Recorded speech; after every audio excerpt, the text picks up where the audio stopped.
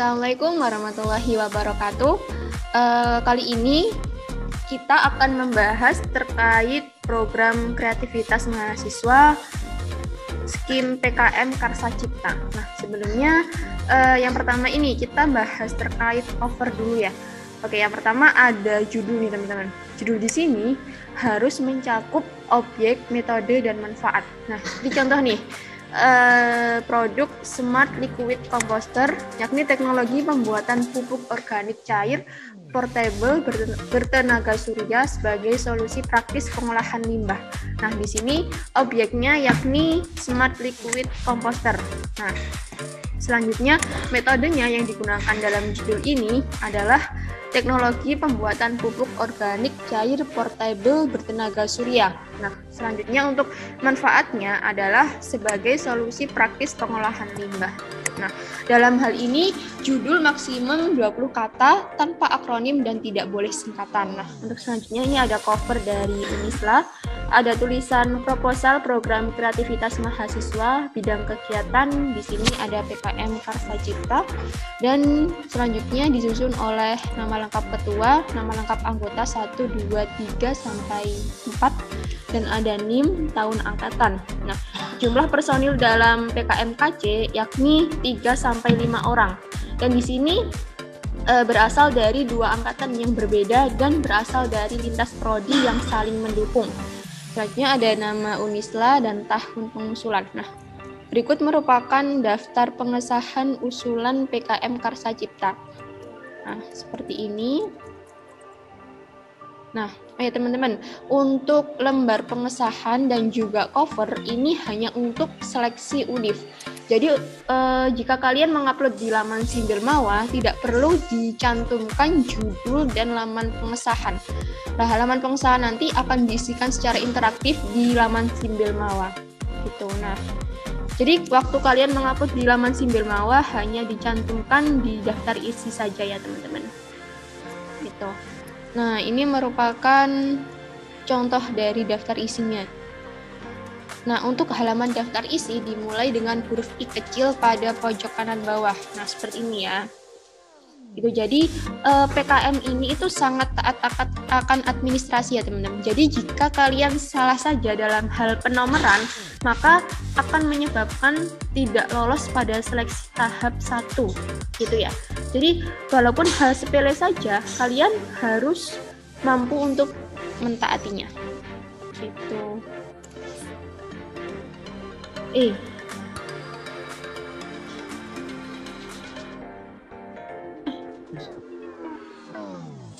Nah, selanjutnya adalah di halaman bab 1.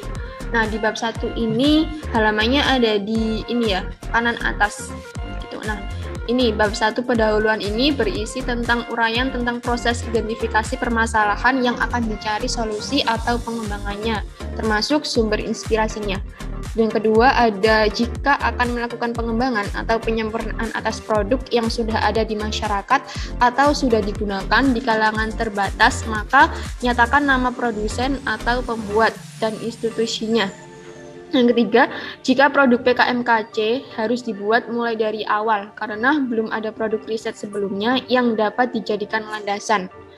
Gitu. Nah, selanjutnya di bab 2 di sini terdapat tinjauan pustaka. Nah, tinjauan pustaka di sini berisikan tentang gambaran perkembangan mutakhir yang terkait dengan produk PKMKC yang akan dihasilkan, yang berasal dari berbagai sumber, seperti sumber skripsi, tesis, disertasi, buku referensi, artikel jurnal ilmiah, ataupun proceeding. Gitu ya. Jadi bab 2 ini merupakan gambaran perkembangan terakhir dari beberapa sumber gitu. Jadi harus disertai sumber-sumbernya ya teman-teman. Lalu untuk yang di bab 3 di sini di tahap pelaksanaan. Nah, tahap pelaksanaan di sini dapat diuraikan bagaimana program dan fase akhir yang akan dicapai secara rinci, mulai dari pengumpulan data sekunder yang diperlukan untuk desain atau rancangan awal, penyusunan desain teknis, pembuatan produk atau jasa layanan atau produk virtual digital.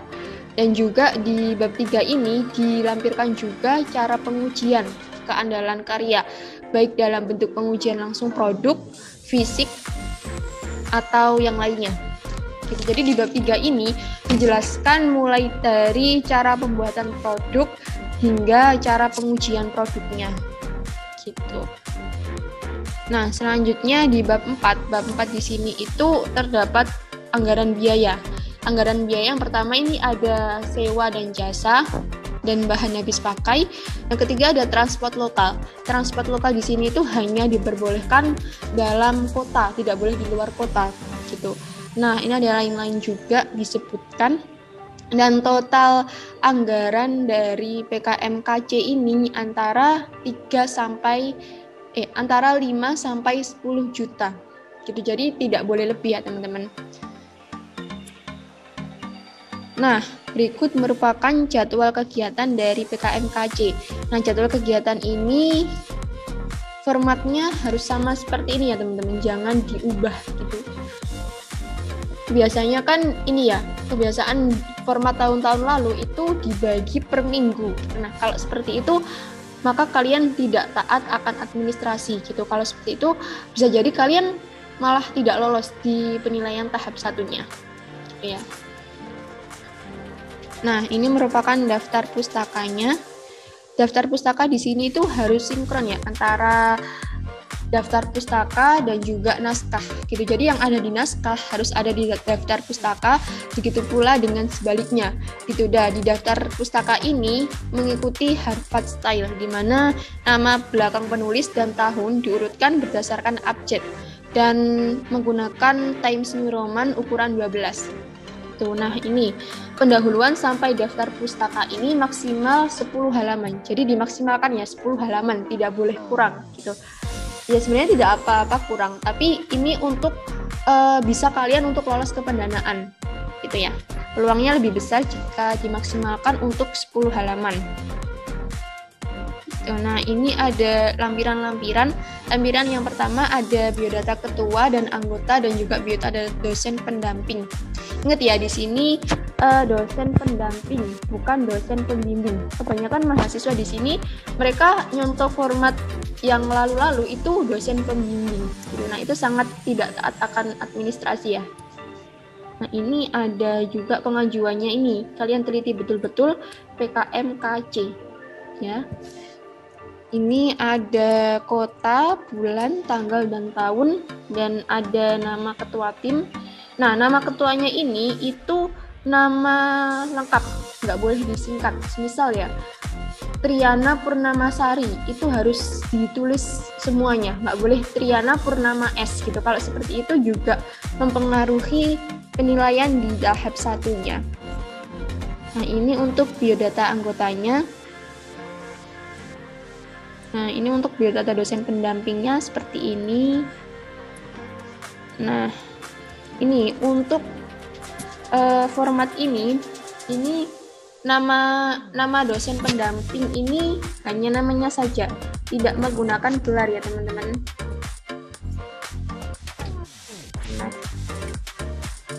ini untuk justifikasi anggaran kegiatan. Nah, untuk yang pertama ini ada perlengkapan yang diperlukan seperti apa saja. Dan ini untuk bahan habis pakai, untuk perjalanan.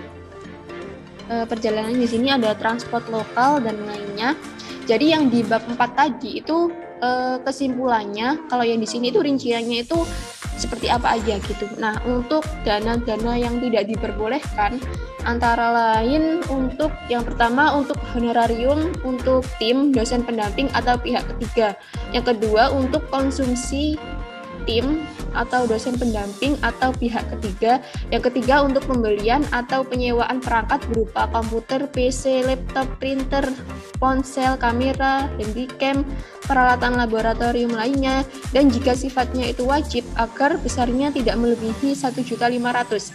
Yang keempat untuk penyusunan atau penggandaan dan penjilitan laporan kemajuan, laporan akhir, kecuali jika PTS atau PTN yang mewajibkan hard copy.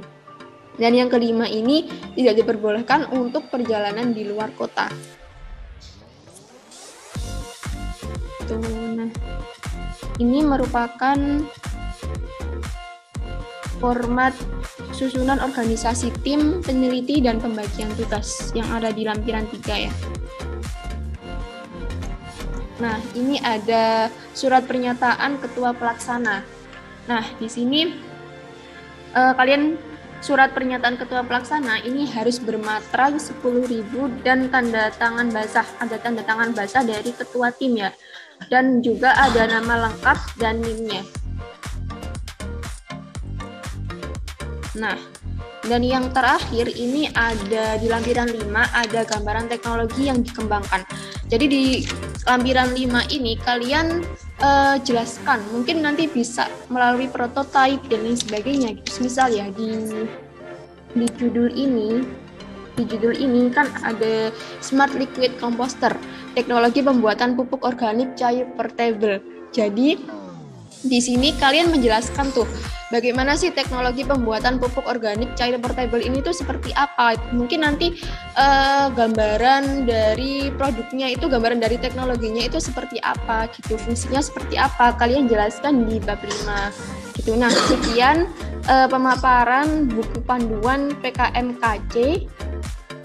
Sekali lagi diingat-ingat ya teman-teman, PKMKC di sini kalian menghasilkan produk baru dan itu harus ada inovatifnya gitu ya, dan harus taat akan buku panduan karena 70-60% proposal tidak lolos didanai pada tahap 1 karena tidak taat akan administrasi gitu ya. Sekian, terima kasih. Wassalamualaikum warahmatullahi wabarakatuh.